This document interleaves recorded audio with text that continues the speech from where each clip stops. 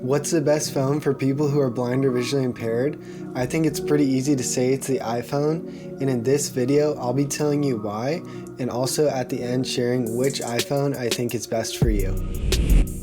At the age of 16, when my vision loss first happened, I was actually an Android user, and when I went to get a new phone at the AT&T store, they told me an iPhone would be best for me due to its accessibility features, and I had to say they were right.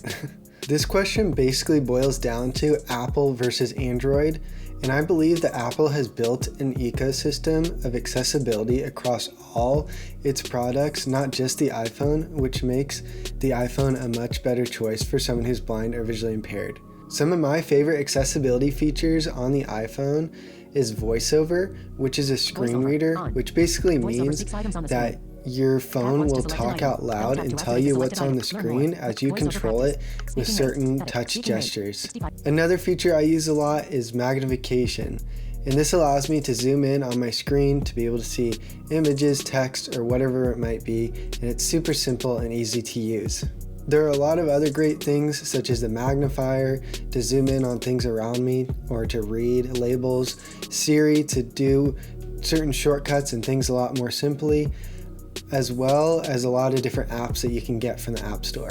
Personally, I love the iPhone's camera to take high quality images of things around me and to be able to zoom in and see what's going on, whether I'm traveling or just in my neighborhood. Tim Cook, the CEO of Apple, said it well in an interview that it's always been Apple's mission to create tools for everybody to be able to create and do amazing things.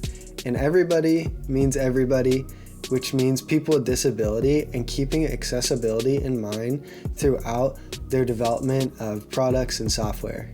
Android does have TalkBack, which is their screen reader, and magnification, which I understand some visually impaired people do enjoy, but I found it to be a little more finicky and not as smooth and intuitive as a process as Apple has on their devices. One thing that Android phones don't do as well as iPhones is the amazing iCloud features of syncing messages, email, contacts, photos, etc. across different devices so that I could easily pick up my iPad or my laptop and write text messages, check out photos, send emails. I think it just does it the most smooth way, which is the most important for accessibility. So you may be wondering, what's the best iPhone for you? Simply put, I think it's important to be using the newest version of the iPhone if possible, so that you can have the most smooth software experience and the newest software updates so that you can get all the best accessibility features that are coming out new each year. iPhones are expensive, but I think paying the extra money is worth the value you would get for simplifying so many things in your life as a person with a disability.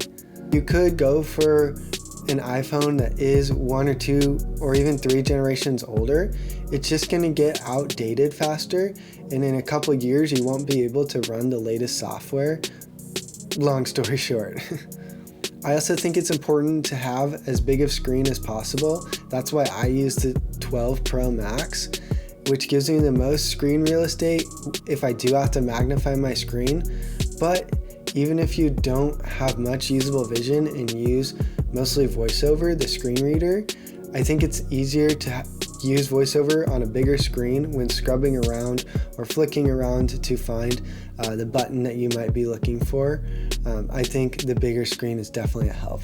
Lastly, I think it's awesome the powerful cameras that the new iPhones have, so that when you need to take a picture and zoom in and read something, it's much easier to do. Question for this video: what things about your iPhone are you curious to learn about in terms of accessibility and more? Comment that down below, and I look forward to making videos answering those questions in the future. Thank you so much for watching, and subscribe if you're curious to see more videos like this talking about technology and accessibility.